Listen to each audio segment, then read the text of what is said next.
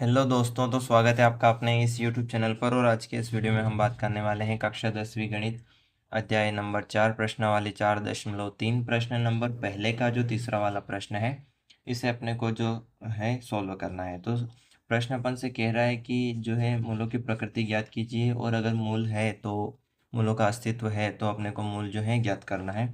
ऐसा प्रश्न अपन से कह रहा है, तो अपने को जो है विविक्ताकार समीकरण का ध्यान रखना है और उसका यूज़ करके इस वाले प्रश्न को जो है सॉल्व करना है। तो सबसे पहले अपने पास जो समीकरण दे रखा है वो है कि 2x² माइनस 6x प्लस 3 बराबर 0। ये अपने पास जो है एक समीकरण दे रखा है। इसकी तुलना करना है, यानी कि इसमें से a, b और c का मान जो है अपने को प्राप्त करना है। तो यहाँ पर अपन लिख लेते हैं कि दिया गया जो समीकरण है, दिया गया जो समीकरण है, दिया गया समीकरण ax² प्लस bx और प्लस c बराबर 0 के रूप में है। ठीक है, 0 के रूप में है, या फिर आप इससे जो है तुलना भी कर सकते हैं। रूप में है, अतः अतः अपने को a और b और c का मान यहाँ से जो है मिल जाएगा। जैसे कि a बराबर आप देखेंगे कि यहाँ पर a है तो जो अपना x² है, यहाँ पर x² है, x² के गुणे में कितना है, 2 है, तो वही जो है आपका a का मान बनेगा, जो कि कितना है, 2 है। ठीक है, इसके बाद b बराबर आप देखेंगे तो यहाँ पर x के गुणे में कितना है, -6 है, यानी कि -6 जो है आपका b का मान बनेगा। ठीक है, और इसके बाद में आप देखेंगे कि c का मान, तो c का मान आप देखेंगे तो 3 अकेला है, जो कि 3 आंसर आपको जो है सी के लिए मिल जाएगा। ठीक है, अब आपको इसकी जो है तुलना करना है, यानी कि विविक्ताकार समीकरण जो अपने पास में है उसमें अपने को मान रखना है। ठीक है, तो हम यहाँ पर मान रखते हैं अ, विविक्ताकार विविक्ताकार समीकरण। ठीक है, विविक्ताकार समीकरण अपने पास में है। तो उस विविक्ताकार समीकरण के लिए आप अगर देखेंगे तो वो है b² माइनस 4ac। इसी से आपको पता चलेगा कि अस्तित्व में है मूल या नहीं है, यानी कि मूलों की प्रकृति है या नहीं है, अस्तित्व में है या नहीं है। इस तरीके से आप इसके माध्यम से जो है जान पाएंगे। ठीक है, तो सबसे पहले b का मान, यानी कि b² है, तो जो अपने पास में है कितना, -6, तो हम लिखते हैं -6 का स्क्वायर। ठीक है, माइनस है तो माइनस लगा देते हैं, और 4ac मतलब 4 ऐसा ही रहेगा। a का मान है 2, वो रख देते हैं, और c का मान है 3, वो रख देते हैं। ठीक है, अब आपको जो है इसे सॉल्व करना है। तो 6 का स्क्वायर जब आप करेंगे तो ये बनेगा 36, और माइनस माइनस हो जाएगा क्या, प्लस। ठीक है, अब इसके बाद में आप अगर देखेंगे तो ये मिलेगा आपको 4 × 2 × 3। तो इन सभी का जो है परस्पर गुणा करेंगे तो 8 और 8 या 24 अपने को जो है यहाँ पर मिल जाएगा। ठीक है, अब आप यहाँ पर देखेंगे कि 36 में से 12 क्या करना है, आपको माइनस करना है। तो माइनस करने पर आपको आंसर मिलेगा 12। ठीक है, यानी कि 12 आपका आंसर होगा, जो कि 0 से क्या है, बड़ा है। यानी कि 0 से बड़ा है, इसके बारे में मैंने आपको पहले बता दिया है कि अगर 0 के बराबर में है तो मूलों का जो है अस्तित्व है और मूल परस्पर क्या है, बराबर है। और अगर बड़ा है तो मूलों की प्रकृति अलग अलग आएगी, यानी कि एक प्लस में आएगा, एक माइनस में आएगा।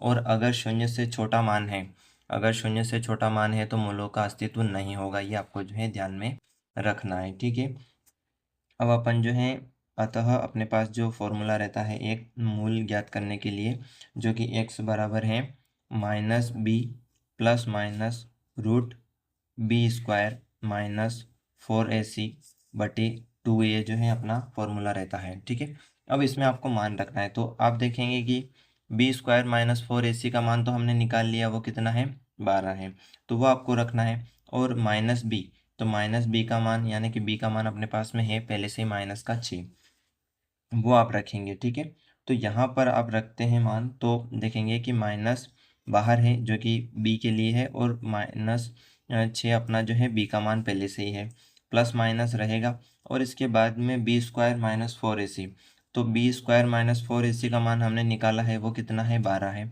जो कि अपने पास में है। ठीक है, और जो अपना बटे में है 2a है ना, तो 2a आप रखेंगे तो a का मान अपना होगा, जो था वो कितना है, 2 है। ठीक है, तो a का मान है 2, और b² माइनस 4ac का पूरा मान था कितना, 12, जो हमने रख दिया है। ठीक है, अब आप यहाँ पर देखेंगे कि इसको सॉल्व करना है, तो माइनस माइनस हो जाएगा क्या, प्लस, यानी कि 6 आपको जो है यहाँ पर मिल जाएगा और प्लस माइनस रहेगा। इसके बाद में रहेगा अपना 12 वो रहेगा। इसके बाद में 2 और 2 का गुणा जब आप करेंगे तो बट्टे में कितना आ जाएगा, यहाँ पर 4 जो है आपको प्राप्त हो जाएगा। ठीक है, अब आप यहाँ पर देखेंगे तो 12 के गुणनखंड करके आप कुछ जो संख्या है उसे करनी में ला सकते हैं। जैसे कि हम यहाँ पर करके देख लेते हैं। तो 2 से इसे काटेंगे तो 2 चंग 12, 2 तिया 6 और 3 एकम 3। इस तरीके से जो है आपका आंसर मिलेगा। अब आप देखेंगे कि जोड़ा बन रहा है 1, है ना, जोड़ा बन रहा है 1 का जो कि 2 है। तो 2 आप क्या कर सकते हैं, यहाँ पर बाहर ला सकते हैं। जैसे कि 6 प्लस माइनस 2 बाहर आ जाएगा और अंदर रूट में कितना बच जाएगा, 3 है जो अपना बच जाएगा। ठीक है, इसके बाद में बटे में 4 है अपना रह जाएगा। ठीक है, तो अब आप यहाँ पर देखेंगे कि यहाँ पर जो है कुछ कॉमन ला सकते हैं। ठीक है, तो हम कॉमन ला करके इसे सॉल्व करते हैं ताकि ये प्रश्न और आसान हो जाएगा। ठीक है, तो अभी अपन जो है यहाँ पर देखेंगे, यहाँ पर अपन समझेंगे इस चीज़ को कि अपना था 6 प्लस माइनस 2 रूट 3 बटे अपना था कितना 4। ठीक है, ये था। अब इसे आप क्या करेंगे कि कॉमन लाने की स्थिति में, यानी कि कॉमन लाएंगे तो आप 2 को जो है बाहर ला सकते हैं। ठीक है, तो 2 हम जो है ब्रैकेट के बाहर ले आते हैं। बाकी क्या बचेगा 6, तो 2 से 6 को भाग करेंगे तो कितना बचेगा, 3 आएगा आंसर आपका, ये 3 बचेगा। ठीक है, तो 3 यानी कि 2 से 6 को काटना है, कितनी बार कटेगा वो आपको यहाँ लिखना है। और इसके बाद में प्लस माइनस का चिन्ह है लगा देना है। और 2 आपने कॉमन ले लिया तो यहाँ पर कुछ नहीं बचेगा, मतलब 1 तो बचेगा।